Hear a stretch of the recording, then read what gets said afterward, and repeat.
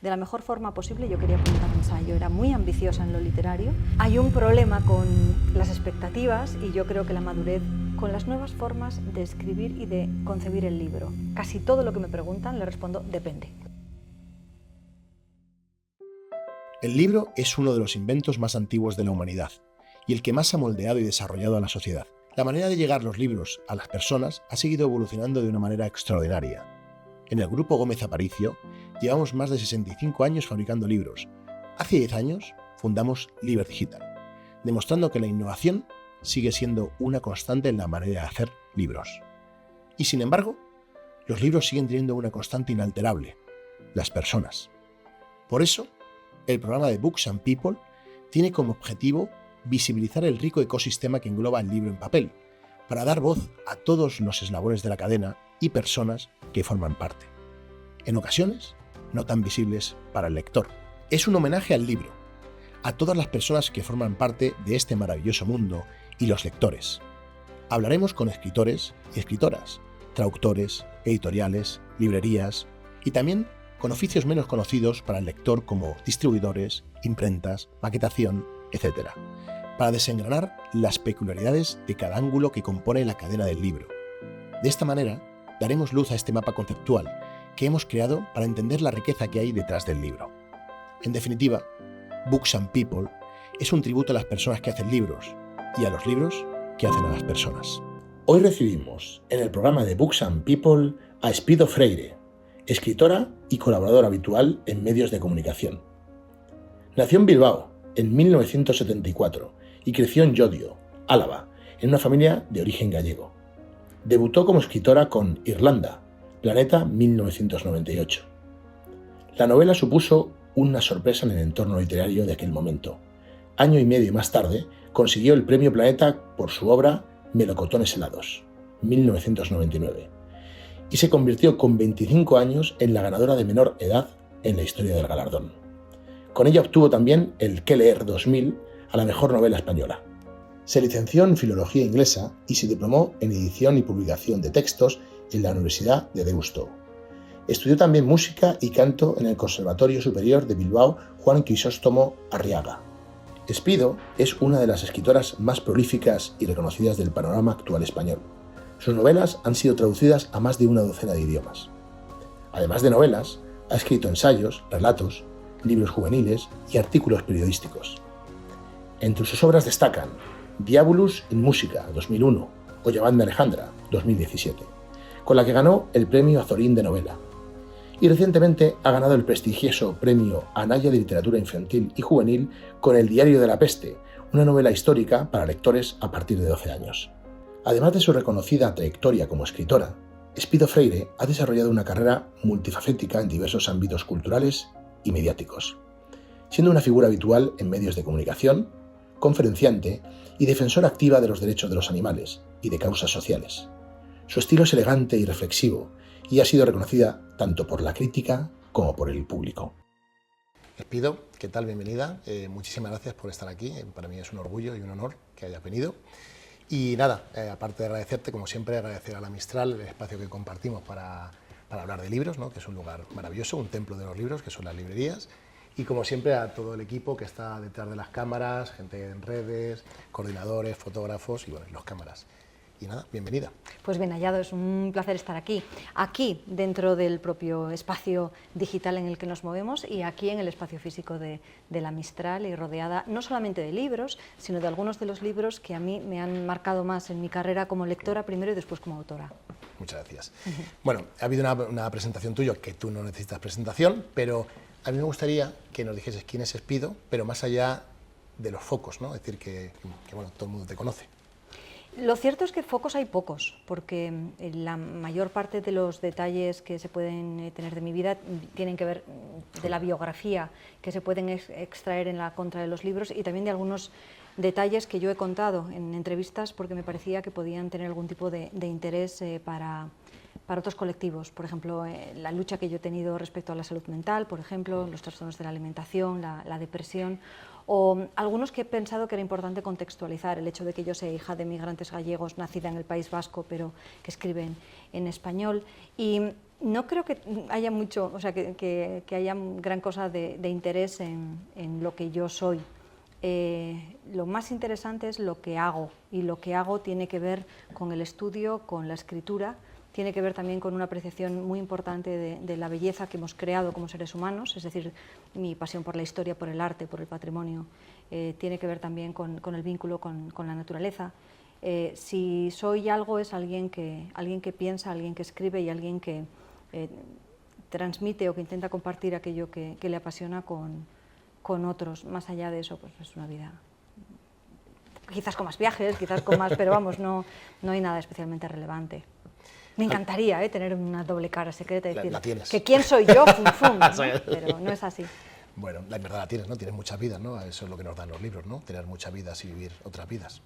Sobre todo, cuando hablamos de novela eso es así, ¿no? Sí. Pero cuando hablamos de no ficción, porque yo he escrito a lo largo de mi carrera sobre diversos temas en distintos géneros, te permite focalizar algo que para mí es muy importante, que es la obsesión por una persona, una vida, un espacio o algo parecido. La novela también, pero el ensayo lo organiza de otra manera, lo estructura de otra forma. Entonces no solamente son muchas vidas, sino que también son muchos intereses. Sí, bueno, de eso lo haremos luego, que tengo varias preguntas sobre estas cuestiones, y alguna, bueno, como puede ser, bueno, que luego lo haremos, de Jane Austen, etcétera, ¿no? Por obvio que parece que mucha gente dirá, y esta pregunta, ¿no? Pero, ¿qué hace una escritora más allá de la escritura o cuando no escribe, ¿no?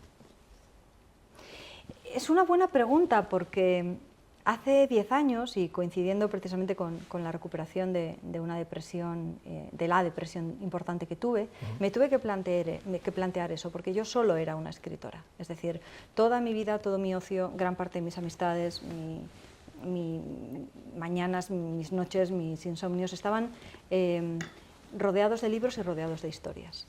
Y lo que no eran libros e historias estaban alimentando esos libros e historias. Entonces, parte de la recuperación, parte de abandonar el perfeccionismo, la sensación de vacío, tenía que ver con construir otras cosas y con dedicarme a otras cosas. Ahí, por ejemplo, entré en redes sociales. Ahí es donde comencé a crear la cuenta de Instagram, porque lo visual completaba gran parte de lo que yo estaba diciendo.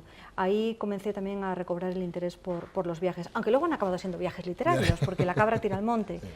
Pero me cuesta mucho la parte literaria y la parte de mi oficio, que es un oficio al que yo me he dedicado en cuerpo y alma, tiende a copar todos los otros espacios. Sí, aparte, el oficio del escritor, muchas veces cuando lo hablas, es el más solitario, ¿no? Porque cuando escribes tienes que estar escribiendo y estás solo, o sea, no puedes estar en una librería, estás compartiendo con gente, en una editorial, pues estás con más compañeros, ¿no? En la industria, por ejemplo, el que imprime, pues al final, pero la soledad que conlleva, ya sea el traductor o el escritor, bueno, pues es inherente, ¿no? Que está ahí, ¿no? Metida. Yo he intentado compensarla, porque no me molesta, pero creo que no es bueno. Creo que a largo plazo lo que hace es que acabamos desconectados con una realidad que se comparte con el lector, aunque eso es muy relativo, porque en ocasiones estás escribiendo para personas que aún no han nacido, para personas que se encuentran en otros países cuando te traducen, pero lo he intentado siempre compaginar con actividades que me obligaban a estar en el mundo. Es una expresión muy eclesiástica, pero y eso ha llevado a la comunicación y a la colaboración con otros medios, dependiendo de cuál ha sido la demanda que ellos han tenido de mí. Ha sido radio, ha sido televisión, menos, pero bueno, radio mucho, y medios de comunicación he escrito muchos también. Y luego la parte docente. Yo no soportaría ser una profesora de 9 a 5, por ejemplo. Mi admiración es absoluta para quienes se dedican exclusivamente a la docencia, pero sí a través de intensivos. Me parece que es muy importante generar además un tejido literario, y que ese tejido literario Empieza sea ahí, en la formación, para sólido, que las nuevas voces salgan de ahí. Sí, así es. Y sobre todo que se genere una vinculación entre los distintos hilos que generan la urdimbre, es decir, entre los libreros, pero también entre los traductores, los maquetadores, por supuesto los escritores, los ilustradores. Sí, yo creo que es un sector muy rico de muy antiguo, ¿no? Es decir, de siempre, ¿no? Y se ha ido enriqueciendo con los años y en los últimos años. Y ese era el objetivo de este podcast, ¿no? Y es el objetivo, ¿no? El visibilizar todas las voces, todas las personas que están, ¿no?, presentes, ¿no?, para que un libro, desde que tú terminas un manuscrito, llegue a una librería, ¿no? Y dice, hay mucha más gente interviniendo. Es como un equipo, un gran equipo que a veces está en la sombra y no se conoce, pero que son todos importantes, ¿no? Fíjate hasta qué punto yo lo tenía claro, o lo intuía, porque no te creas que lo tenía tan claro, era muy jovencita, que después de acabar filología inglesa, mi diploma, el curso que continuó que ahora sería una maestría, ¿no? Un máster. Lo hice en edición y publicación de textos. Yo quería ser escritora, hacía muchos años ya que quería serlo, pero en lugar de irme por traducción, que me encantaba, o en lugar de tomar otros caminos, decidí ver qué pasaba para que el libro, que era únicamente en aquellos momentos era un disquete, ¿no? Ahora sería un documento, se convirtiera después en un objeto físico, y en un objeto físico lo más bello posible. Entonces, dentro de esa parte de la docencia, por la que he peleado mucho, porque hace 20 años, cuando comencé a hablar de la docencia de la creación literaria, no siempre era bien entendido, ¿no? Y daba la impresión de que yo estuviera exigiendo un carnet para escritores. He encontrado no solamente centenares de alumnos en cursos de verano, en los nuevos másters, sino también un contacto con las nuevas formas de escribir y de concebir el libro. Y nuevas formas no implican necesariamente jóvenes, porque muchos de mis alumnos son adultos, son mayores que yo, vienen de otros lugares. Mucha gente incluso cuando se jubila empieza a hacer cursos de escritura. Exactamente. Ya, pero una cosa es el curso de escritura ocupacional y otra es la profesionalización. Yo siempre le he dado prioridad porque hay mucha gente haciendo muchos cursos muy interesantes. Lo que he intentado siempre ha sido el que viniera asociado a un título, a un grado, a un diploma, que el escritor tuviera la misma dignidad, entre comillas, que quien ha pasado por un conservatorio, que fue por ejemplo mi caso, o quien ha pasado por sí, porque es una profesión y verdad que parece que debe ser que es casi, ¿no?, pues una brillantez que alguien tiene de repente y se planta y escribe un libro, ¿no? Pero no es incompatible. No, por supuesto. Pero lo que nos permite el sistema, por así decirlo, organizado, ¿no?, el sistema legal, educativo, es que cuente como puntos para una oposición, que además eleve en muchos casos la propia profesionalización del sector, y que en un momento determinado para docencia, para muchas otras cosas, haya un baremo que sea único, que sea por lo menos estándar para decidir quién sí y quién no, porque así como hay mucha gente genial que está en los alrededores, también hay, como en todos los oficios, ¿no?, un intrusismo evidente, y bueno, en nuestro sector muchísimo. Se ve que, bueno, es un dato que yo creo que recalco en casi todos los episodios, y es que se publican al año más de 90.000 títulos. Si hacemos cálculos al día o incluso a la hora, es demoledor para cualquiera. Claro, imagínate, es que son, yo a veces hago el cálculo partiéndolo a la mitad, ¿eh? Dice, mira, unos 45, o sea, es decir, vamos a poner que el 60% y te quedan, comparado con los 90.000, es que estamos hablando que al día deberían recibir 250 publicaciones. Es cierto que no todos son, por ejemplo, de ficción. Sí, tenemos libro de texto, tenemos libro especializado, luego la autoedición, que no suele llegar al canal generalista de manera habitual, pero aún así siguen siendo miles de libros. Claro, tú lo ves desde la posición del editor y desde la posición de quien crea un objeto, como hemos dicho antes, lo más perfecto posible, ¿no? Es un libro, el libro es un formato en sí mismo ideal, acabado en sí mismo. Yo lo veo desde la perspectiva del creador, y cómo de todos estos libros hay un porcentaje no tan importante, pero sí muy relevante, de libros que aspiran a trascender, que aspiran a convertirse en un heraldo de una época determinada. Y detrás también hay unas aspiraciones, a veces desmesuradas, ¿no? A veces son ambiciones un poco alocadas, pero si no, tampoco escribirías, claro, de autores. Si no piensas llegar a la Luna, pues no pasarás de la estratosfera, ¿no? Al final es una cosa que... Claro, pero si quieres llegar a la Luna, necesitas una formación suficiente para saber cómo llegas a la Luna. Y ahí, antes, podíamos confiar, por ejemplo, en un sistema educativo muy elitista, muy restringido, ¿no?, pero que incluía el griego, incluía el latín, incluía un conocimiento muy amplio de las humanidades, y en las lecturas, que también estaban muy reducidas. Es decir, el elitismo de los autores ha durado hasta hace 4 días. Ahora, por lo tanto, al ser más accesible y por lo tanto llegar gente de todas las clases sociales, de todos los niveles de formación, necesitamos también herramientas nuevas, y yo me empeño mucho en que esas herramientas sean sensatas, sean prácticas y sean lógicas, y parten siempre del respeto a la literatura y del respeto al propio proceso de creación, sin tópicos, sin dorar, como esos cantos que nos rodean, ¿no?, de los libros, sin dorar o sin embellecer situaciones que a veces son muy frustrantes, y sobre todo con una sinceridad que nos hable también de cuál es el lado oscuro de que tu libro es uno entre 90.000, ¿no? No, uno, y que de esta manera voraz, ¿no?, que tiene el propio mercado, que como en 2 o 3 semanas el libro no venda, desaparece el mercado. Yo muchas veces compro libros que sé que me voy a leer, no sé, dentro de 2 o 3 años, pero sé que o lo compro o desaparece del sistema prácticamente. Entonces, ¿quién? Pues entonces es algo cruel, ¿no?, de alguna manera, ¿no?, porque hay grandes libros que van a desaparecer. Porque... Cuando yo comencé a escribir sobre Jane Austen, y de esto hace ya muchos años, hubo algo que me llamó la atención, que era que en su época era muy habitual la compra por suscripción, es decir, se hacía el anuncio, como un crowdfunding contemporáneo, de que tal autora, muchas veces sin nombre, sino el autor de tal libro pasado va a publicar una nueva entrega. ¿Le apetece a usted sumarse? Era una cantidad además considerable. Volvemos otra vez a lo mismo, hemos mejorado en ese aspecto enormemente el nivel general de cultura, ¿no? Aunque antes hubiera menos, más cultos. Y lo interesante de todo esto era que las dificultades que tenían esos autores para ser conocidos eran muy grandes, pero creaban comunidades de lectores. Y estamos volviendo exactamente a lo mismo. Ahora generados muchas veces, antes por una página web o por una editorial que tenía un número de seguidores y un fondo que marcaba una dirección, y ahora por la relación directa que tienes con tus lectores, incluso hasta invertir esa situación y que muchas veces quien tenga un número mayor de seguidores es tentado por las editoriales para publicar un libro, ¿no? Porque esa comunidad ya existe. Claro, efectivamente.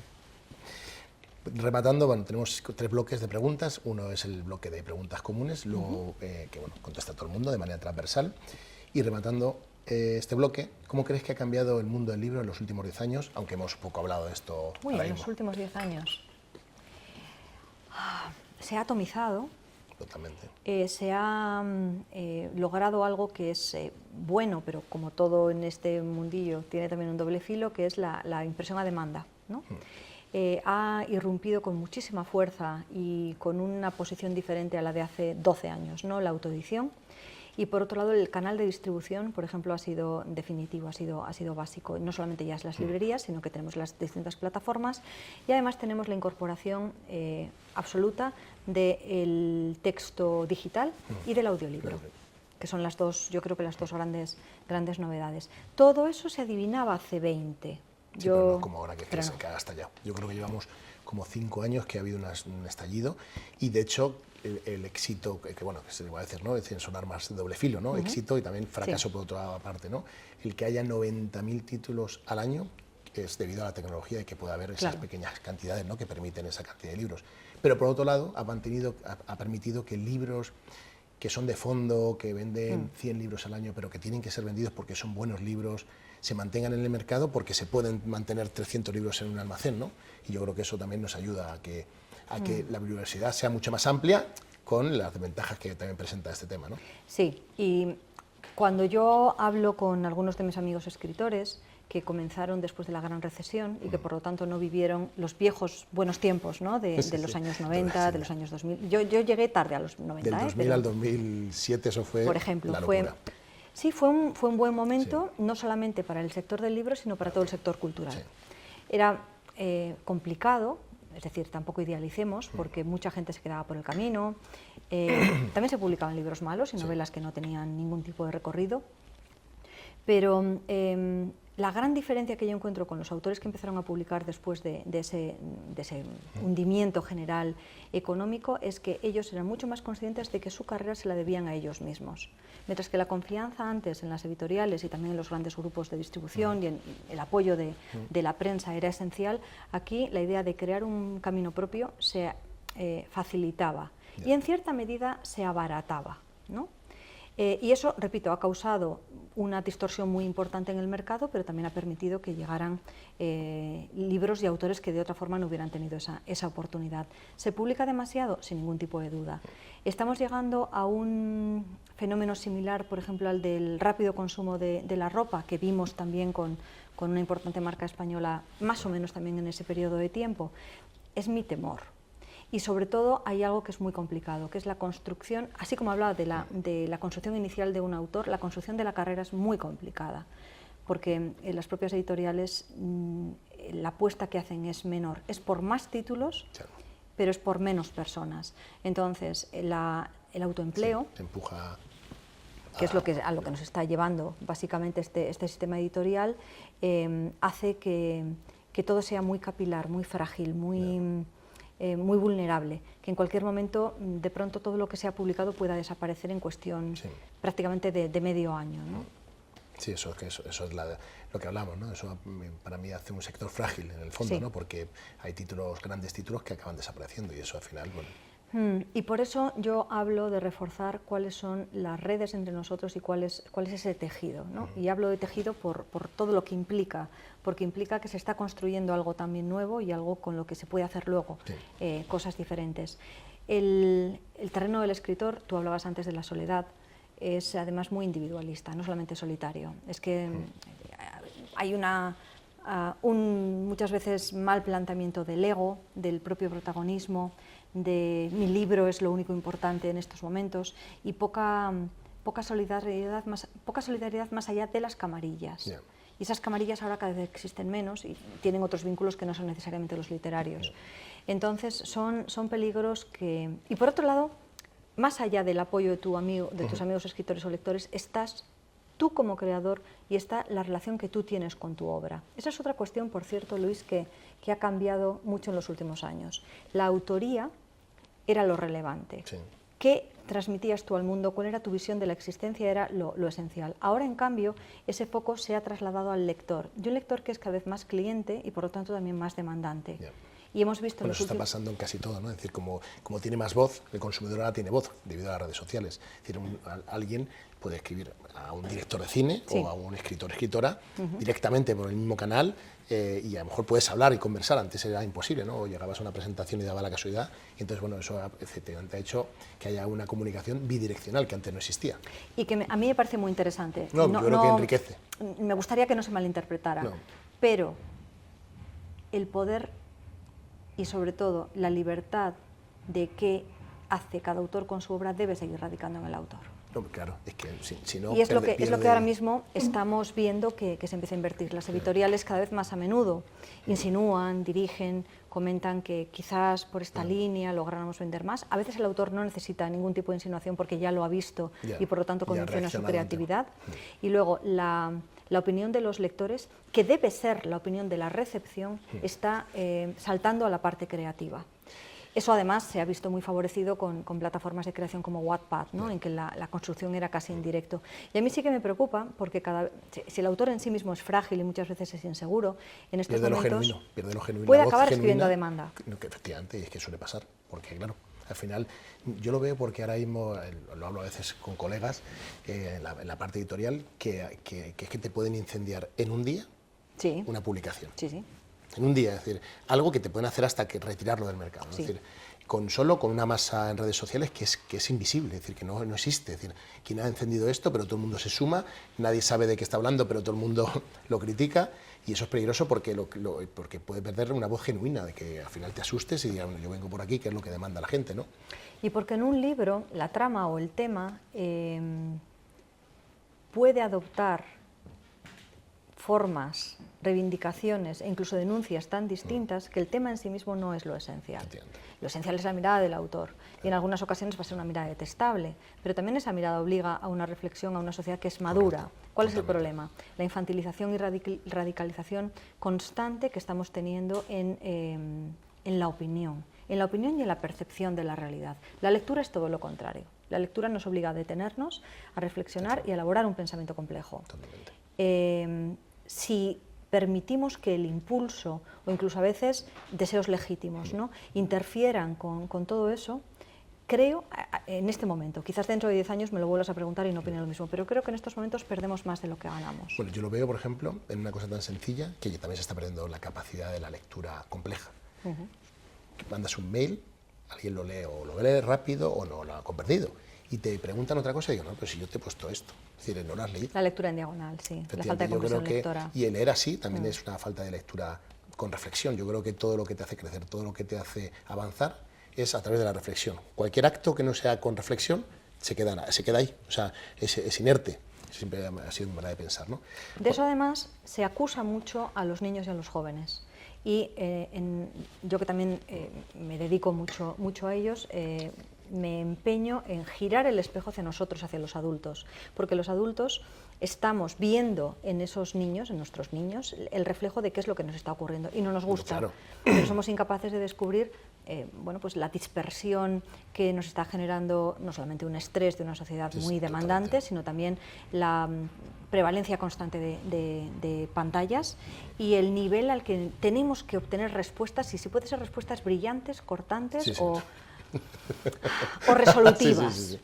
Y yo cada vez más a menudo lo que digo directamente es, necesito pensarlo. Mira, te contesto mañana, dame un poco de margen para pensarlo, porque genuinamente lo necesito. Porque la mayor parte de las veces necesito encajar más cosas en mi vida que un sí o un no, por ejemplo, en una propuesta laboral, o en meterme durante un año, varios años en un proyecto, o también para aceptar un desafío. Para mí la literatura me ha permitido... A mí me ha permitido llegar a lugares físicos y mentales donde nunca hubiera imaginado, pero por todo ello siempre he pagado un precio. Y ahora que estoy ya en una madurez pues, inevitable, ¿no? Quiero calcular con mayor precisión qué precios estoy dispuesta a pagar. Me ha encantado lo que has dicho porque hace muchos años yo hice un máster de ingeniería de procesos y un profesor que es brillante, pero brillante, vamos, Enrique Barbá, que, bueno, que fue uno de los máximos exponentes en innovación en España. Y me acuerdo que mi socio y yo, uno de mis socios, siempre decimos la misma, cuando alguien te pregunta algo, yo siempre digo, depende. Ah, claro. Depende, y me dice, pero si sabes, Luis, si sabes la respuesta. Y yo, No, sí, no, sí, no. pero yo, aunque sé que es un sí o un no, prefiero decir el depende porque me hace reflexionar. Dice, claro, la gente, todo rápido, no, cuidado, digo, hay que hablar con quietud y hay que estar tranquilos. Digo, vamos, déjame pensarlo bien, déjame de reflexionar un poco, ¿no? Y verdad, es que atendemos a esto, ¿no? A esa respuesta rápida. Yo dirijo 2 másters de creación literaria y en todos ellos, en los 2, me reservo o la primera o la segunda asignatura, para conocer también mejor a los alumnos, para moldear un poco el grupo y demás. Yo soy conocida por 2 cosas. Una, por insistir mucho en la construcción de los verbos, en la estructura narrativa, en particular el gerundio, ¿no? Que ya es como una broma, un running gag. Y por otro lado, porque casi todo lo que me preguntan le respondo, depende. Entonces, pero entonces podemos... Depende. A ver, poder se puede, pero va a depender. ¿Cuál es tu intención? ¿De qué manera? Y me interesa mucho, más allá de incentivar su voluntad creativa o su vocación, sus inseguridades, el que reflexionen, el hecho de escribir no es únicamente contar una historia, sino que es interpretar el mundo a través de una mirada. Y esa mirada debe construirse. Y me encuentro con muchos... También es lógico, todo tiene un proceso, sí.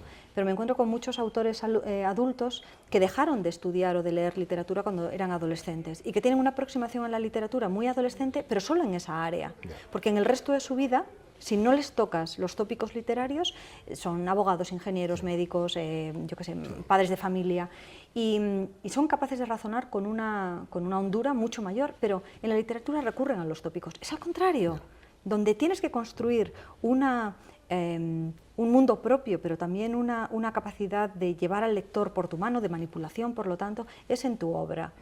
Y si no comprendes eso como autor, estás perdiéndote, yo creo que la parte importante, que es la que te va a permitir sobrevivir en el tiempo a todos esos títulos que van a acabar, y aún así nadie te garantiza que vayas a sobrevivir a nada. Bueno, vamos a empezar con, ya esto ya es una conversación, o sea que estamos aquí cruzando preguntas y tal, pero bueno. La primera pregunta que yo tenía dentro de las preguntas específicas es, entre todos los escritores y escritoras que han ganado el Premio Planeta, tú has sido la persona más joven en ganarlo. Para ti, ¿cómo ha influido esto en tu mirada y desde que tuviste ese momento, cómo ha evolucionado tu relación con la escritura desde entonces? Mira, ya es la mitad de mi vida, 25 años antes de ganar el Planeta, 25 años después de haberlos ganado.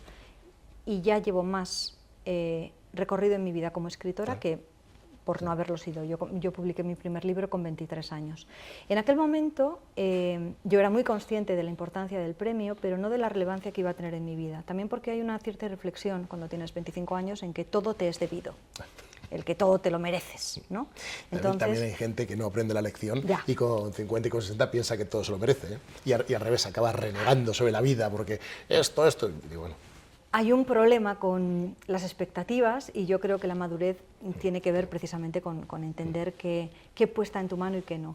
Pero con 25 años yo me acuerdo perfectamente del pensamiento de es que he peleado mucho por esto, ingenua de mí. No era mentira. Sí, yo correcto, había comenzado a escribir y a tomármelo muy en serio y a robar tiempo de otras cosas, incluso de mis estudios, desde los 14 años. O sea que llevaba 11 años diciéndome todos los días que quería ser escritora, con lecturas muy por encima de mi edad. Había cambiado de carrera, había empezado Derecho y había pasado a Filología con gran disgusto de mi padre, el pobre, para perseguir todo esto.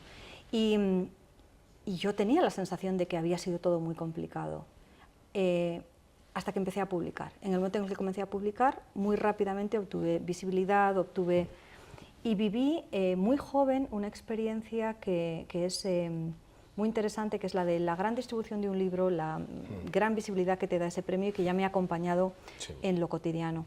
¿Qué pasaba? Yo venía de otro mundo que era muy volátil y que era también muy vistoso, que era el de la música, en particular el de la ópera.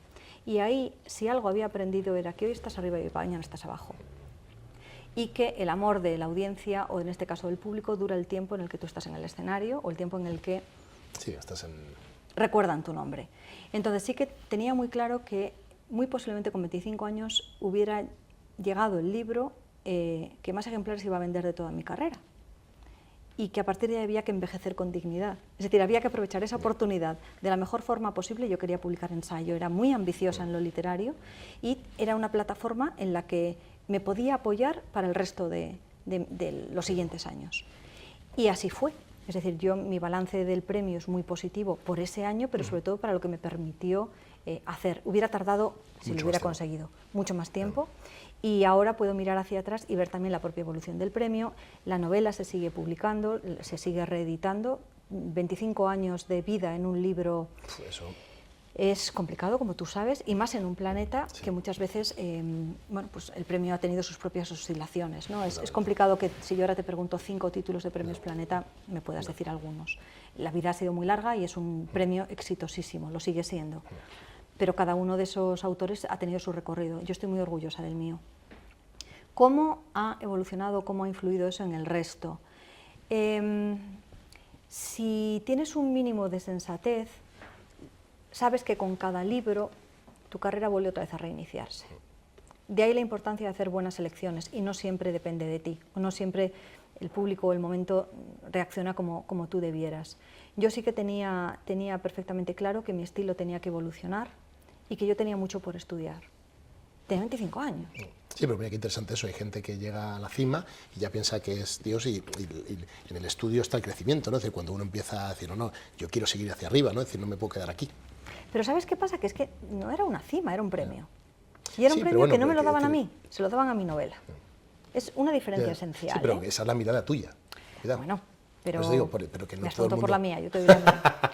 Sí, pero que hay que decir que es una mirada de alguien que quiere seguir creciendo, ¿no? Es decir, que ahí es donde esa es la diferencia entre alguien que se queda, a mí, en este caso, por ejemplo, para este tipo de, cito a Murakami, ¿no? Que en su libro de que hablo cuando lo escribir, habla de que hay escritores de un libro. Y hay escritores de muchos libros, ¿no? Que construyen y crecen, ¿no? Y su primera novela, aunque haya sido súper exitosa, no tiene nada que ver con la dentro de 10 años, ¿no? Y eso es la construcción de cómo se va mejorando y cómo va evolucionando una voz, que no quiere decir que venda más, porque a veces no van de la mano, ¿no? Mira, si algo me enseñó el mundo del canto fue que yo no quería ser mi propio instrumento. Es decir, es el único caso, junto con los bailarines o los actores también, en que cuando cantas se fusiona el personaje, el intérprete y además el instrumento. Entonces, el teatro cantando. El peso que recae sobre ti es enorme. Y yo no quería eso. Primero, porque quería construir un mundo propio, en el que yo no fuera un personaje, sino fuera la autora, fuera quien movía los hilos, y por otro lado, porque yo no quería ser conocida por quién era, sino por lo que hacía, y la diferencia es básica. Totalmente. Y eso está muy relacionado con que El Planeta es un premio a un libro, a esta novela en concreto, ¿no? Entonces, a partir de ahí, lo que yo hiciera, la novela seguía lo mismo, pero ¿qué iba a hacer yo? ¿Me iba a acabar en esa novela o...? Entonces, mi decisión fue, al año siguiente, después de haber hablado con algunos autores internacionales y demás, ese año fue muy animado en el tema nacional e internacional, fue el marcharme fuera de España durante un año para perseguir lo que yo deseaba hacer, que era generar todo un sistema de creación literaria, que es el que ahora implanto en las universidades, ¿no? Entonces, pasé efectivamente un año en Noruega dedicada a eso, con colaboraciones con prensas diferentes, y después de haber cumplido con todos los compromisos del premio, me marché. Y cuando regresé, todo lo que yo había aprendido no era en el campo de lo literario, sino en el campo de la docencia, la creación, los sistemas creativos, cómo se funcionaba en Estados Unidos, en Escocia, en Escandinavia, y todo eso me daba la impresión de que me aportaba una solidez como, es muy presuntuoso decir intelectual, pero como alguien que se dedica a ese mundo intelectual que iba más allá de únicamente una novela. Los libros son muy frágiles y yo quería una voz, y esa voz era consciente de que estaba en formación. Y el que te dieran una columna en un periódico importante no era óbice para saber que continuaba en formación. Tenía una energía enorme, mucho más que la que tengo ahora, tenía un hambre y también una ingenuidad que se han ido perdiendo por el camino. Que también es buena la ingenuidad a veces, ¿eh? Bueno, no sé qué decirte. Yo creo que sí. Yo, aunque no hubiera y no fuera todavía ahora tan ingenua, no pasaba absolutamente nada. Pero sí que tenía también esa capacidad de la mirada a largo plazo. Y ahora miro hacia atrás y digo, para los errores que podría haber cometido, para cómo se podría haber descontrolado todo eso, creo que lo hice bastante bien. No me divertí mucho, no lo disfruté mucho. O sea, si algo me puedo reprochar o aprender de eso fue que era intensidad, estar centrada, con una enorme seriedad, y no tuve esa especie de...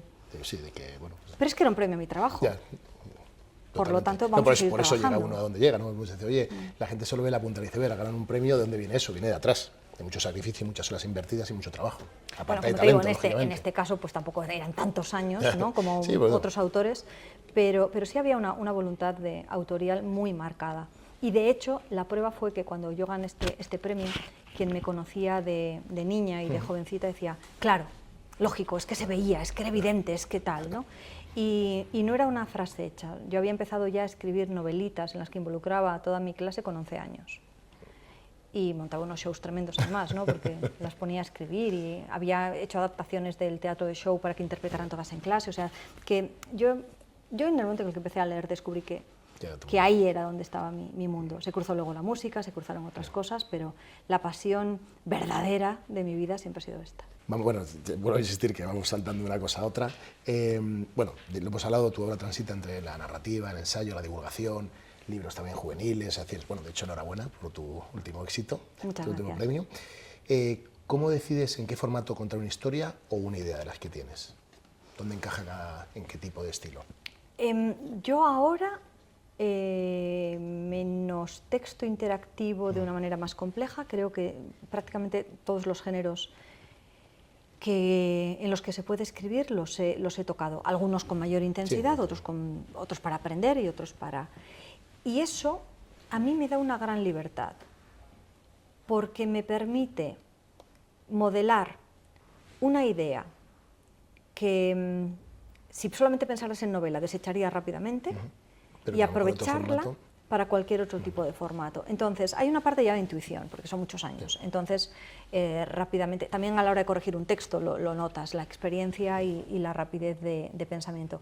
Pero cuando se me ocurre algo, cuando me sugieren algo, rápidamente digo, uy, no, esto no tiene nada que ver conmigo, no vibra conmigo, no, te agradezco mucho la sugerencia, pero no, es que he visto este libro que a lo mejor te puede interesar, no sé si mis amigos, no pienses en editores.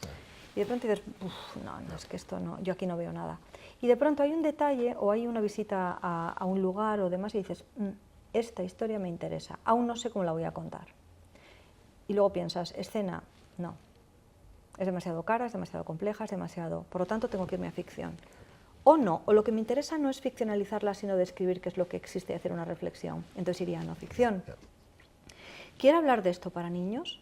Porque yo defiendo que de todo se puede hablar con los niños y con los adolescentes. A lo mejor sí. Y hay veces en que quiero hablar al mismo tiempo para adultos que para niños, pues se duplica. Ya está, ¿no?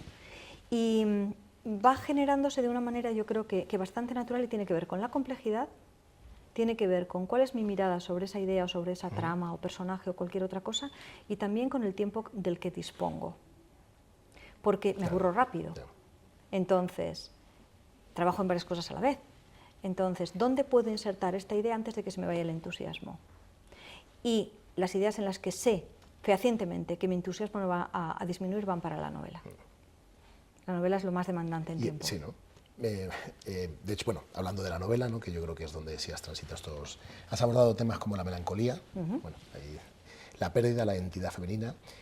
¿Hay algún tema que sientas que recorre toda tu obra sin que lo buscaras? Sí. La perplejidad ante el hecho de que el mal exista. ¿La perplejidad desde qué punto de vista? ¿De que exista o de que...? Es decir, porque claro, el mal existe, pero hay una cuestión ahí bastante, ¿no?, de debate, ¿no?, sobre qué es el mal, ¿no? Te lo digo de otra manera, que es como lo suelo plantear en las entrevistas. Lo que vertebra y lo que recorre prácticamente toda mi obra es el lado oscuro del ser humano. Y el lado oscuro del ser humano descubierto o aplicado a los personajes que por aquí transitan. Entonces, entramos cuando quieras en discusiones acerca del mal o del no mal, pero cuando hablamos del lado oscuro es lo que cada individuo percibe como sus límites morales o sus límites éticos, religiosos, lo que más rabia te dé, y cómo se cruzan, y cuándo se cruzan y por qué. Fíjate, incluso en Pioneras, que es un libro infantil destinado a loar un poco los logros de 20 mujeres que fueron las primeras en hacer algo. Hay varios casos de mujeres que no lo consiguieron y alguna de ellas que no lo consiguió porque no usó buenas prácticas.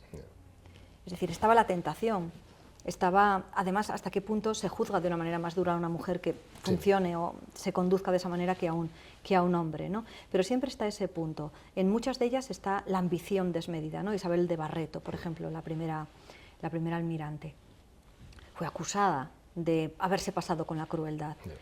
En nuestro contexto entendemos que muchos de los capitanes que estaban en esa misma situación hacían lo mismo, pero era por ser mujer o es que realmente se pasó.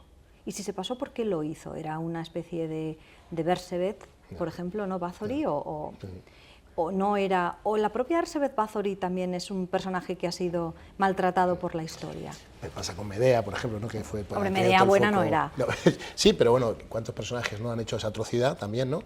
Y son tratados de otra manera. Es decir, Guzmán el Bueno, por ejemplo, ¿no? A ver, no envenenado, mató a su hijo él, pero... Bueno, pues seguimos transitando. ¿Qué piensas? Bueno, aquí te quiero hacer nada más te lo adelanto. Bueno, ¿qué piensas de la figura del escritor mediático, ¿no? ¿Qué crees que si es necesario hoy en día estar en redes sociales, un poco pues para tener mucho más alcance? Y te iba a decir que me acuerdo de hace, y es reciente, una publicación tuya que me encantó, que hablaba de la fábrica donde trabajaba tu padre. Ah, sí. Y a mí me tocó mucho, porque claro, yo en el fondo veo lo que pasa en este país, ¿no? Que cada día parece que la industria está más denostada. Hace poco teníamos un proyecto nuevo y no encontré una nave que tuviese la capacidad eléctrica, porque claro, ya todos son logísticos, se han desmantelado, claro. Se han desmantelado y entonces me tocó en el alma esa publicación de cómo poco a poco se va perdiendo y claro, cuando tienes recursos haces más cosas sociales y cuanto menos recursos tienes, menos cosas sociales, ¿no? Y nosotros tenemos un premio actualmente, ¿no? Que todos los hijos o nietos de la gente que está en la fábrica hace un crisma y luego ese crisma se hace una especie de premio y luego es el crisma que repartimos a amigos, clientes, etcétera, ¿no? Y entonces me tocó mucho esa publicación, no sé si sabes cuál te digo. Sí, perfectamente. Sí. Y bueno, entonces todo esto hace un refresco, ¿no? De lo que es tener una vida más activa, ¿no? En redes sociales. ¿Qué opinas, no? Cuando yo comencé en redes sociales, particularmente en Facebook y en Instagram, luego ya entré más tarde en Twitter, en YouTube y en el resto de las redes, menos en TikTok, en la que no estoy, al menos ahora. Todavía. Claro, es que es un sistema muy diferente, ¿no? Sí. La edición de vídeo, por ejemplo, es muy compleja. Y no es lo mismo encontrarte a dos adolescentes que todo lo que hacen es gracioso y todo lo que hacen es espontáneo, a pasar eso mismo a una edad mayor y con un... Yo tengo que decir que a mí me dijeron, aquí en el podcast, ¿no?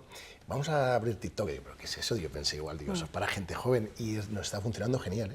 Yo no creo que sea para gente joven, pero creo que la manera en la que lo aborda, la propia producción del hecho, ¿no? La gente joven es mucho más descomplicada de cómo lo tenemos que hacer los mayores. Claro. Igual es un prejuicio, ¿eh? Sí, no, yo creo que la gente lo sube de manera muy real, muy espontánea. Sí.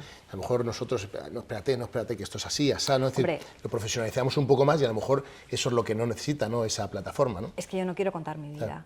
Y de hecho, en algunos momentos en los que pasé un poquito esa línea en el inicio de las redes sociales, borré rápidamente todo lo que ocurría porque no era tampoco consciente de cuál iba a ser luego la dimensión de todo eso ni nada parecido. Y para mí era esa manera de interrelacionarme con el lector que echaba mucho de menos y que en un momento determinado dije, ya, pero es que de lo que yo quiero hablar es de determinadas áreas de mi trabajo. No quiero hablar de cuál es mi intimidad, por ejemplo, ¿no? Entonces, en TikTok, y para hacer un buen trabajo, yo creo que la elaboración de vídeo, la edición y demás lleva un tiempo del que yo ahora mismo no dispongo. Tampoco lo descarto, pero en todas las otras redes sí que estoy. A veces duplico y otras veces el contenido es original. Instagram me permite algo que para mí es muy interesante, que es de tener la mirada, porque sigo trabajando más con foto que con vídeo, aunque voy incorporando también poco a poco el vídeo. Y ahí la publicación a la que tú te refieres era la que subí cuando me enteré de que la fábrica en la que mi padre se había jubilado cerraba. Nos había llegado a un acuerdo, estamos hablando del Gran Bilbao, ¿no? Aunque eso es Álava, en Llodio, y bueno, y fue una pena genuina porque estábamos muy vinculados a la vida familiar y a la vida, era una empresa de la antigua usanza durante mucho tiempo, luego ya cambió de dueño, y ahí fue donde yo gané mis primeros premios también, ¿no? Esa labor social que hacía el empresario, que enfocaba las cosas de según qué manera. Paternalista quizás y todo lo que quieras, pero bueno, generaba o cubría un espacio que en aquel momento no existía de ninguna de las otras formas. ¿Qué opino yo del escritor mediático? Al decirte que estoy en todas las redes y que llevo además años reflexionando sobre eso y demás, creo que te he contestado. Totalmente. Creo que además a veces malinterpretamos y juzgamos de una forma muy dura cuál es la presencia mediática del autor. En general, todo lo que el autor haga que no sea escribir está mal visto. Se desea, pero está mal visto. Y sin embargo, vuelves al 19 y te encuentras con Emilia Pardo Bazán, que lo hizo todo. O sea, todo lo que se te ocurra hacer ya lo hizo Emilia Pardo Bazán. Te encuentras con Dickens, que también fue editor, pero también empleó unos medios muy interesantes de publicidad. Te encuentras al gran mediático por excelencia, que fue Oscar Wilde, con sus giras de conferencias sobre moda, usos y demás en Estados Unidos. Te encuentras a Hans Christian Andersen montando el pollo porque llegaba a España y no era conocido, y él era ya muy conocido en otras partes de Europa. Te encuentras más cerca de nosotros, ¿no? Con Cela. O sea, Cela tenía perfectamente claro no solamente que el que perduraba era el que ganaba, sino además que esa imagen iba... Entonces te encuentras a Colette. Colette hizo de todo, incluida vinculación con moda, con cosmética, con teatro, con happenings, con un montón de cosas. No somos los primeros, no hemos inventado nada. Y si te vas al siglo de oro, exactamente igual, con las clases y con otro tipo de manifestaciones, incluso en la época romana. ¿Qué ocurre? Pues que ahora tenemos un móvil con el que podemos grabar y con el que podemos...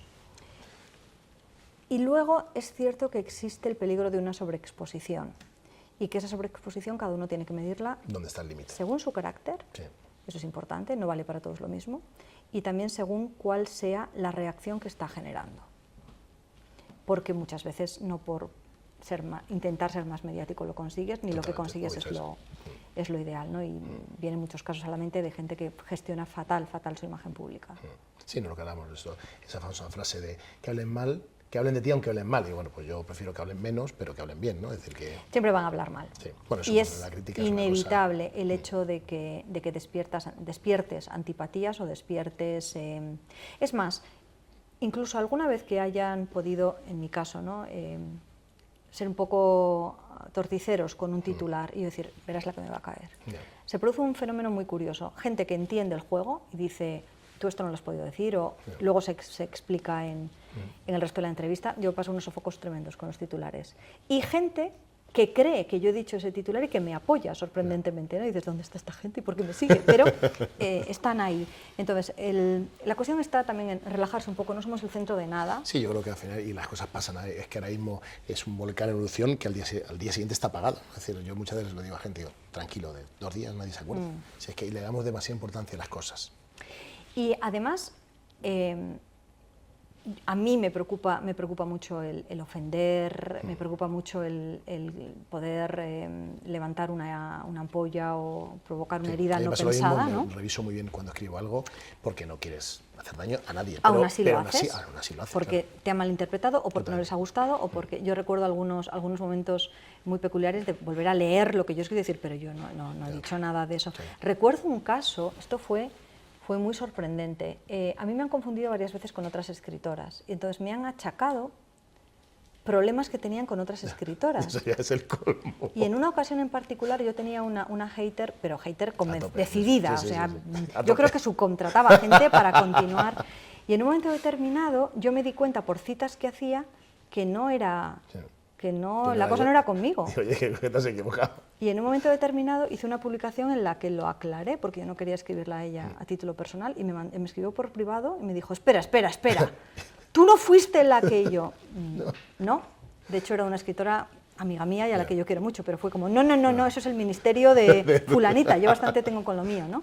No me volvió otra vez a tocar, pero llevaba como 3 años en que yo me preguntaba, ¿qué he hecho? Claro, ¿para qué? No había hecho nada. Pero eso también forma parte de esa visibilidad, del precio que estamos dispuestos a pagar. Y también luego hay gente que vive muy bien generando conflicto. Sí, ¿no? Eso es así. De hecho, no de es eso mi caso, pero... parece que es decir que es lo que más se incendia, ¿no? De lo que más recorre las redes, ¿no? Que es cada vez que alguien mete una crítica a alguien y de repente eso se estalla, ¿no? Mira, yo tengo una política que es, en algunas ocasiones, sobre todo cuando tienes una intervención mediática general, es decir, televisión o radio generalista y demás. Muchas veces hay alguien que me critica, ¿no? O que me... Entre los 100 piropos y elogios que recibes hay uno y te quedas con ese, porque es el que se te clava ahí, ¿no? Uno o dos. Y en algunas ocasiones dicen, ¡bah, qué tontería! O ¡qué barbaridad! O ¡menuda escritora! O ¡esta es una no sé cuánto! Entonces yo tengo una norma. Si me corrigen un error y ese error yo lo he cometido, lo rectifico y me disculpo. Porque es imposible que yo todos los datos los dé bien, que no me confunda en un año, que no haya un problema de lo que sea. Pero en caso de que sea un ataque gratuito, no respondo nunca. Porque no tiene ningún tipo de sentido, porque el problema no lo he generado yo, sino que tiene que ver con otras cosas, con atraer su atención, o la mía, o con conseguir más engagement, o con cualquier otra cosa. Entonces, cada palo que sostenga su vela. Sí, además es que la gente parece que está esperando, ¿no? El momento pero a que hasta pongas, yo qué sé, una falta de ortografía, ¿no? Pero, bueno, oye, claro, somos todos humanos, ¿no? Es decir, todos nos equivocamos con datos, nos equivocamos con una palabra, o sea, todos somos... O es el autocorrector, claro, o directamente has releído en diagonal y pensabas, o estás corrigiendo sobre... Está la gente a mí eso me pasa mucho con X, ¿no? Corrijo sobre texto ya escrito y de pronto veo que me he olvidado una conjunción. Y a veces te permite publicar, o sea, te permite rectificar y otras veces no. No pasa nada, es decir, yo obviamente cometo errores y obviamente a veces meto la pata. Y con los alumnos a veces digo, espera, he dicho... No, perdón, o sea, borrad de eso. Pero no pasa nada, no hay por qué sentenciar. Con más ligero de equipaje y luego que la gente viviese más tranquila. Yo cuando digo, si hay gente que se dedica a criticar continua, digo, uff, qué mala vida voy a haber ahí dentro, ¿no? Porque... Hay otra cuestión, está permitido cambiar de opinión. Es decir, puede que yo hace 15 o 20 años, claro, fíjate además en mis recorridos, que pasé de ser una jovencita... O que tú hagas una reflexión y dices, ay, pues yo pensaba esto así, y mañana pienso de otra manera. Es que parece que eso es un crimen, ¿no? O me equivoqué, o no tenía todos los datos, o sencillamente las circunstancias han cambiado, ¿no? A mí, por ejemplo, me han comentado muchas veces me preguntaron que por qué yo escribía, sobre todo las primeras novelas, ubicadas en mundos imaginarios, ¿no? Yo decía, bueno, hay toda una tradición imaginaria en la literatura, y además es que la novela histórica requiere de muchísima documentación, y yo soy muy vaga. Pero si estás escuchándome, puedes ver también el tono que yo empleo para muchas de mis cosas. Esto escrito y transcrito se lee de una forma completamente diferente. Entonces salió lo de que yo era demasiado vaga para documentarme. Por eso escribo tanto. ¿Qué ocurrió? Pues que parte de mis novelas posteriores han sido novelas históricas. Entonces, si entiendes todo de una forma literal, pues... Entonces, claro que lleva mucha documentación. Yo con Llamadme Alejandra estuve más de 15 años, porque además, bueno, no era el momento nunca y seguía surgiendo documentación y datos y demás historias, pero es que, claro, lo que dije en aquel momento y lo que he aprendido durante todos estos años pueden haberme hecho cambiar de opinión, no una, sino varias veces, incluso volver luego a la idea original, que es la de, oye, pues mira, sí que es mucho trabajo, se acabó la novela histórica, ¿no? Vale, se nos está acabando ya el tiempo de la fase 2, del segundo bloque de preguntas, pero me gusta hacerte dos últimas preguntas. Primero, desde tu experiencia, ¿qué consejo le darías a alguien que quiere dedicarse a la escritura? Que me parece muy importante, ¿no? Desde mi punto de vista. ¿Se quiere dedicar a la escritura o quiere publicar? Porque son dos cosas diferentes. Yo creo que se quiera dedicar a la escritura, porque yo creo que publicar hoy en día puedes llegar a publicar, pero dedicarse a la escritura es otro mundo mucho más complejo, más difícil, porque hoy en día en España vivir de la escritura es de privilegiados. Lo principal, y por eso yo también apuesto por ello, es la formación. Y esa formación no se adquiere ahora mismo únicamente con la lectura, con una lectura que hayamos podido arrastrar de primaria o de secundaria. Necesitamos leer con intención y leer textos sobre los que se ha escrito mucho. Es decir, es imposible que abordemos todo esto, ¿no? Pero el hecho de tener un buen fondo de biblioteca, el hecho de que tú hayas entendido algunos de los libros esenciales, puedes comenzar por el siglo XX, después ir pasando hasta el siglo de oro, te va a permitir algo como escritor que es esencial. Uno de ellos es saber en qué tradición te enclavas. Otro de ellos es el desechar cuáles son tus ideas brillantes y descubrir que a lo mejor no son tan brillantes, o que sí lo son. Sí. Y otro de ellos es que tanto el vocabulario como la gramática, como la forma de formular, como la manera de formular las historias, lleva siglos detrás de ti. Por lo tanto, conocer cuáles son los procedimientos por los que tú ahora quieres contar esta historia de esta manera. es esencial. Son tus ancestros, realmente. Y a veces no los has leído, pero sí has leído a quien los ha leído. Por lo tanto, muchos autores los conoces sin haberlos conocido. Lo siguiente es, por supuesto, la práctica y el no tener prisa. Y esto sé que es imposible, porque cuando estás escribiendo quieres acabar, quieres publicar, quieres tener algún tipo de respuesta. Hay que controlar toda una serie de emociones que son muy complejas, la ansiedad, la inseguridad, la exaltación, y nada de eso es especialmente bueno para lo que estás escribiendo. Otra de las cuestiones sería la distancia emocional. Esto en general va reñido con lo que te van a decir muchas personas que te aconsejen escribir, ¿no? No, tú tienes que sentir tu texto. No, no, tienes que pensar tu texto. Tienes que haber sentido previamente todo lo que tiene que ver con los personajes, por supuesto tiene que apasionarte, pero deja la pasión en casa y ponte a redactar. Y esa redacción tiene que estar pensada para un otro. Ese otro no es el cliente, no es el comprador, es un lector. Y en ese lector vas a encontrar a alguien inteligente y alguien que es capaz de encontrarte no solamente los defectos, sino de anticiparte. Por lo tanto, tu texto tiene que estar bien formulado. Otra de las recomendaciones que yo haría es el hecho de que no se limiten a formarse únicamente en lo literario, sino en todo lo que tiene que ver con las humanidades. Es muy importante haber estudiado algo de filosofía, es muy importante conocer el contexto, no solamente de tu novela, sino estudiar historia. La historia del arte es esencial. Claro. Es esencial tener un mínimo conocimiento de lo filológico.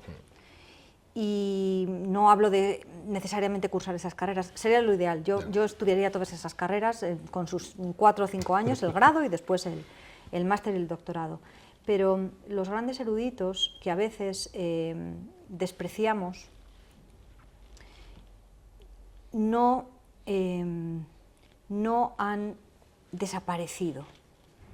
En algún lugar hay alguien que sabe más que tú y que está escribiendo sobre ese tema. Y el saber mucho de algo no implica que tú escribas mejor, pero sí que implica que eres una persona más compleja, más completa y que es posible que pueda conciliar puntos de vista opuestos.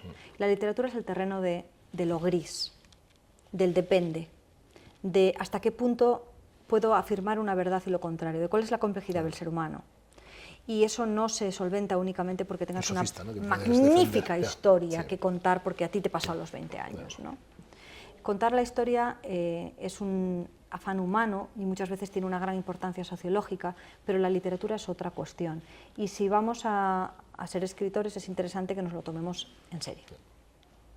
Muy interesante, te lo agradecer mucho a la gente. Además has dicho cosas muy interesantes que no han salido cuando se ha pedido a otros escritores este consejo y me ha parecido muy interesante. Y hay otra cuestión, compra tiempo, sobre todo si eres mujer. Es decir, la habitación propia de Virginia Woolf es tan esencial ahora, y la independencia económica, ¿no? Pero es tan esencial ahora como cuando ella lo escribió. Vas a necesitar tiempo, tiempo para leer, tiempo para corregir, tiempo para escribir, tiempo para volver sobre tu propia corrección, tiempo para pensar. Por eso eran las clases privilegiadas las que se dedicaban precisamente a escribir.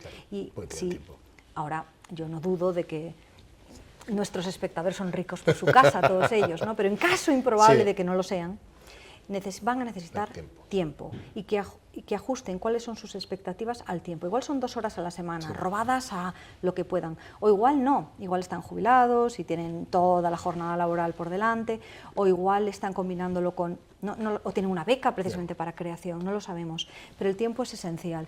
Y que piensen, por Dios, es decir, la literatura, mucha gente dice, escribe, escribe, escribe. Y yo digo, piensa, piensa, piensa, y luego ya veremos de todo eso que has escrito. Y es muy aburrido lo que estoy diciendo, lo sé, soy consciente de ello. No, todo lo contrario, no es aburrido, o sea, es realista. Pero es que el tema en sí mismo, el proceso de escribir es tan apasionante que no se preocupe quien nos está escuchando, porque va a rodear todo eso con la energía y con la pasión y con las ganas y el impulso de continuar. Pero si no tienen todo lo otro, es muy posible que se quede todo en proyectos inacabados, ¿no? Y yo misma tuve un gran proyecto inacabado con 19 años y de ahí acabé por generar el sistema con el que ahora enseño y que aplico, ¿no? Es que nunca, yo siempre digo que de toda acción, siempre lo hablábamos antes, ¿no? Con reflexión, puede que algo sea, y no voy a hablar de fracaso, ¿no? Algo que incluso no se terminó, pero hay un recorrido ahí. Es decir, hay un bagaje que te ha dado el siguiente paso de lo que vas a hacer. Poco se habla de los premios perdidos. Todos los autores hemos ganado premios, pero nunca contamos cuántos hemos perdido. Yo he perdido muchos. Y de hecho he aprendido mucho más de los fracasos, y esto sé que es un tópico, pero No es de un lo que no ha ido tópico, y bien. creo, mira, hace poco mi hijo boxea, yo boxeo desde que soy niño y he hecho lucha y tal, y mi hijo pues sigue los mismos derroteros. Y fuimos al Campeonato de España y perdió, pero una pelea preciosa, qué edad? con 16. Ah, bueno. Perdió y quedó subcampeón de España, pero veníamos de otra competición y había vuelto a perder con el mismo, pero había perdido de una manera muy diferente. La primera pelea la había perdido claramente y la segunda, al mes y pico después, campeonato de clubes de España y luego campeonato de España, la perdió súper ajustada, incluso diría que depende, lo que pasa que, bueno, el caso es que perdió. Y le dije, hijo, ¿tú sabes lo feliz que estoy yo? Y mi hijo estaba llorando, y papá, estás loco, digo, los entrenadores, digo, tú no sabes lo que, digo, esto es la llama para seguir creciendo de verdad, si llegas a ganar, no hay, Cierto. y tú sabes lo que te han dado un premio. Hijo, acabas de quedar segundo, yo he visto la evolución del primer combate a este segundo, tú ahora tienes fuego aquí dentro, porque quieres ganar. Sí. Si ganas, quizá, pues ya todo esto es jauja, digo, esto es un regalo, y a veces hay que verlo así. Y te he preguntado por la edad porque con 12 años se pierde de una forma diferente a 16. Con 16 es perfectamente capaz de entender eso y además seguro que tú le estás dando el ejemplo. Mira, con 16 años perdí yo el primer premio literario de mi historia. Y con una de mis mejores obras, con Irlanda, que luego fue novela, y quedé segunda. Mira, no te puedes imaginar lo que supuso aquello para mí. O sea, la humillación, la frustración. Llegué a casa hecho un mar de lágrimas y bueno, mi padre, que era el pragmatismo hecho persona, me dijo, bueno, pues lo normal, lo lógico, pues ya que viene llorar, otro lo habrá hecho mejor. Y bueno, mi madre en ese sentido era más compasiva, ¿no? Más empática. Entonces yo dije, es verdad, habrá otro que sea mejor, acéptalo, hay gente que es mejor que tú. Hasta ahora, todo lo que te habías... Bueno, había alguna reacción en el cole que también me la había... Pero sabía por qué había perdido. Sí, ahí había otro tema interesado. La cosa está en que al día siguiente fui al instituto y pregunté con mucha humildad y tal, pregunté qué podía hacer para mejorar ese relato, porque yo tenía la impresión de que estaba muy bien. Y lo que me dijeron fue que sí, que estaba muy bien, que posiblemente fuera el mejor, pero que el tema que trataba era un tema muy ambiguo. Era el tema de la maldad, precisamente. Entonces, que preferían que el ganador tratara de otros temas. ¡Buah! Y ahí hablas del fuego en el cuerpo, no fue decir, algún día se arrepentirá, mi venganza será terrible. Pobre, no, al contrario, mira que yo no lo vi entonces, pero Ana, que era la profesora que me atendió, me estaba dando una importantísima lección. Y efectivamente continué escribiendo. Irlanda se convirtió en mi primera novela, fue lo que primero publiqué, ha sido publicada, traducida, no sé si 16 idiomas y demás. Claro. Si yo hubiera ganado ese premio, es muy probable que me hubiera quedado ahí, porque ya estaba, ya lo había conseguido, había conseguido un lote de libros y 20.000 pesetas, ya estaba, ¿no? Pero fue de todas las cosas que no he obtenido, y no me refiero únicamente a premios, me refiero a tener que rectificar, a volverme a preguntar, ¿por qué este libro no ha ido bien? ¿Por qué esta apuesta que yo he hecho se ha quedado en... ves luego las liquidaciones y dices, pero esta birria es lo que me ha hecho pensar. Hay libros que van solos, Melocotones helados va solo, yo creo que el de 2 tardes va a ir solo, además tengo un equipo detrás fantástico, Grandes amores va a ir solo, o sea, hay libros que son regalos y caramelos. Los que de verdad me han obligado a reflexionar y a plantearme también si yo lo estoy haciendo medianamente bien, si he perdido la capacidad de conectar con los lectores, o si me he confiado, son otros. Y te puedo asegurar que no quieres estar en mi cabeza. O sea, no quieres estar en mi cabeza. Me puede sonar. Y la última, que me parece muy divertida, que es... Oye, y enhorabuena a tu chaval, que ser subcampeón. Sí, que sí, ya se ha dicho. Bueno, hasta ahora sigue ahí. Es que luego también, yo lo entiendo, porque yo era segunda y no soportaba ser segunda. Claro, es que eso, lloraba, pero que me gustó porque dije, me decían, pobrecito, y yo, no, que digo, me gusta que llore. Y me decían, tío, me decían, los entrenadores, este padre debe estar loco, ¿no? Digo, porque eso quiere decir que tiene algo dentro. Ay, si viene como dice, papá ha quedado segundo, digo, no me vale. Por Dios, no puedes ganar siempre y aprender a perder es esencial. Sí, pero hay que aprender o sea, tú puedes aprender a perder, pero para mí es importante que tengas fuego dentro. Eso es lo que te lleva a otros sitios. Porque si no, si te conformas, bueno, pues he perdido, pues bueno, qué bien, he quedado segundo, qué bien. No, he quedado segundo, no.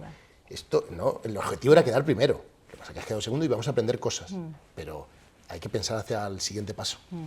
Sí, a mí, como te digo, esa competitividad que la tengo desde que soy muy pequeña y esa necesidad de perfección me han llevado a terrenos muy oscuros. Sí, yo sé que eso es complicado. Y he aprendido a domarlo, pero... Sí, pero yo creo que, bueno, yo tengo ahí unas teorías, ahí podríamos estar aquí ya 2 horas. Mejor no.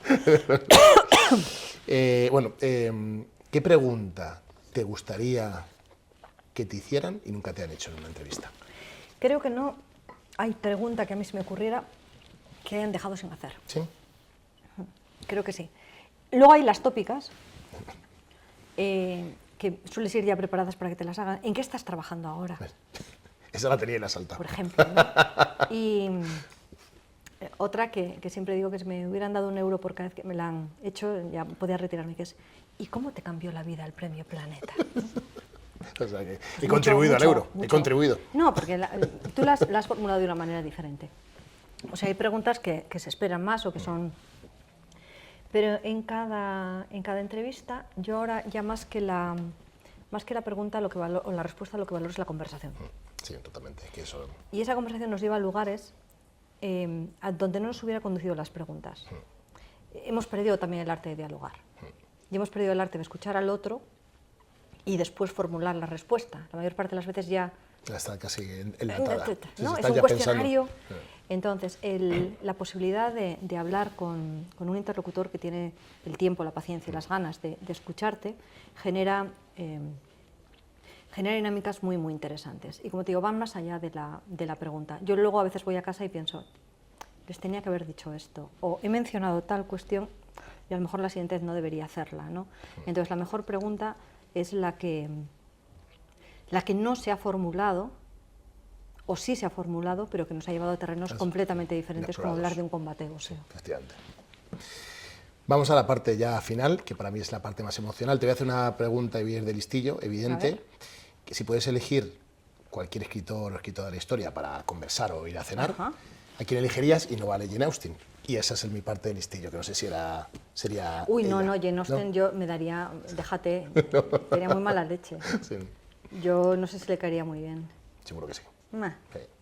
Sí. Era ácida, ¿eh? Nah.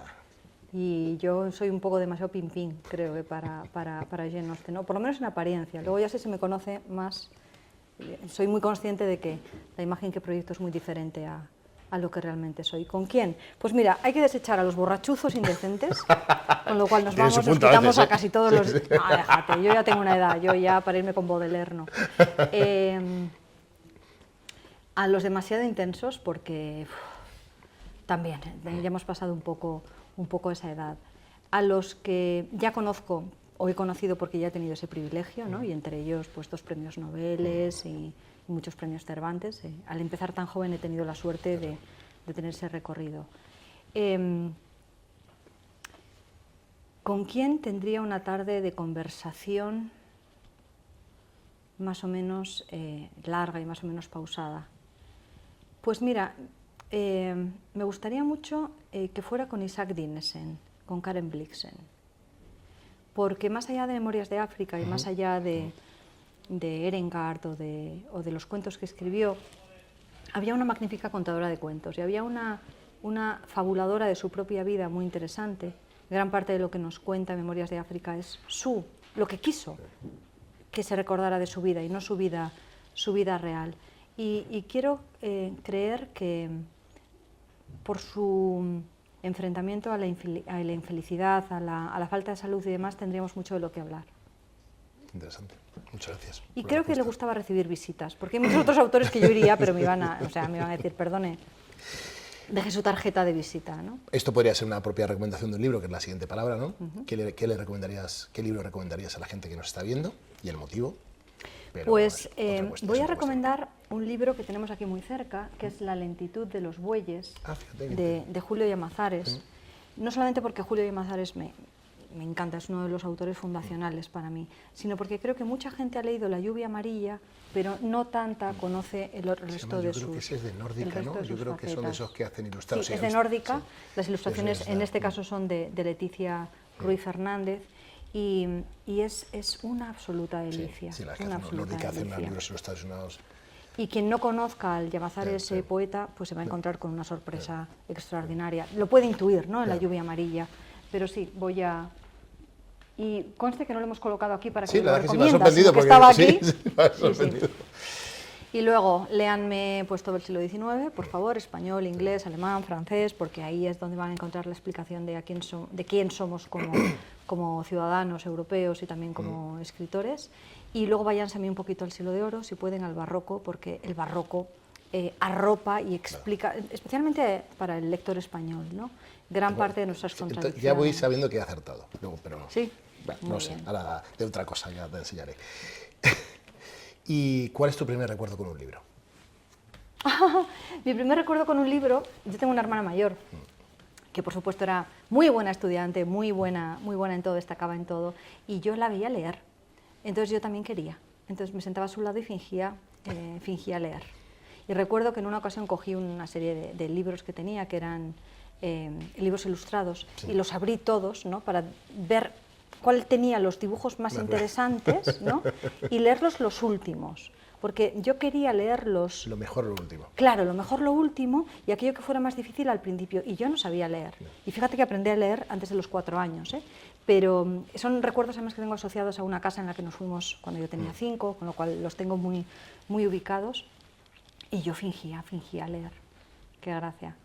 Y luego enseguida empezar a contar historias. Antes de leer ya contaba historietas y cuentecitos. La parte oral, narrativa, me la incentivaron porque además hablaba mucho y hablaba con un vocabulario muy correcto. Les hacía mucha gracia una enana que iba por ahí. Hola, ¿qué tal, señora? Me encanta su vestido. Es de un gusto exquisito. Y creo que no era especialmente repipi porque era como muy simpática, muy niña pequeña pizpireta, ¿no? Pero bueno, me imagino que otra gente pensará que era y sigo siendo. Muchísimas gracias y ahora como agradecimiento que no solo se extienden las palabras, Oh. 2 sorpresas que siempre regalamos: un Regalinchis. libro, una obviedad, que ahora la Vale. verás, y un libro que yo me he aventurado a ver si te sorprende, que a lo mejor te lo has leído, y si Ajá. te lo has leído también es una edición bonita, o sea que primero este. Empiezo por este Sí. y te lo abro y esas cosas. Si quieres, vamos, si no te digo cuál es. Ay, qué bonito, por Dios, mira cómo está empaquetado. Sí. Oh, qué primor. Además esta es la edición que a mí más me gusta de todas las que hay publicadas. Ajá. Y ya te cuento el porqué. Te imaginarás que yo no soy de las que rasgo el papel.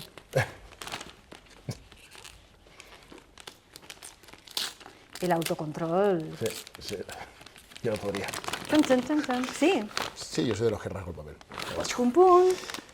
Hombre, El hombre mira, guerrero. ¿no? Este no lo tengo. Pues a mí este libro me encantó de Víctor Hugo, a mí Víctor Hugo me encanta, y entonces ahora te voy... Sí, a para mí mí la también. historia es muy shakespeariana, tiene un final, bueno, es una historia de Shakespeare total, lo que pasa que bueno, es escrita por Víctor Hugo, Ya. me encanta, está ambientada en Inglaterra, y es la más barroca y de la que él más orgulloso se sentía. Yo la leí, fue lo primero que leí de Víctor Hugo, me encantó, y ya me enganché con Víctor Hugo, que luego lo que he leído no tiene nada que ver con esto.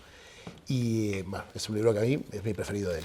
Y dije, bueno, a ver Pues- si consigo sorprenderte, que iba a ser muy difícil. Sí, no, pues no, mira, me ha sorprendido y además me va a durar, que es otra de las cosas Sí. que me gustan. Además Yo- de pretextos, que para mí hace unas ediciones, Sí. porque además es cómoda, es pequeña, tapadura, me encanta. Fantástico. Pues mira, voy a preservar el plástico de forma que me permita por lo menos protegerlo hasta que llegue a casa, porque es una edición muy delicada, en beige y demás. Muchísimas gracias. Nada, gracias a ti. Y la obviedad. Es imposible acabarse a Víctor Hugo también, ¿eh? Sí, ya, A ya. estos autores como Sí. Flaubert o como Sí. Dumas. La obviedad. Sí. Esto Y ha habido un cambio de suena- última hora, ¿eh? Sí. Ha habido un cambio. Esto suena a siglo XIX, femenino. Y ha habido cambio, ¿eh? Porque al preguntarte un par de chan, cosas al chan. principio, Chan, chan, chan. No es lo que yo esperaba. no, Al eso. tacto no Pero ha es habido lo que yo cambio, pero ha esperaba. habido cambio en el último momento, que lo sepas, por la pista que tú me has dado. Vale. Fun, fun, fun. Oh, The Pride and Prejudice. Ay, vale. Fantástico. Esta es la edición Con que las incluye las cartas, cartas.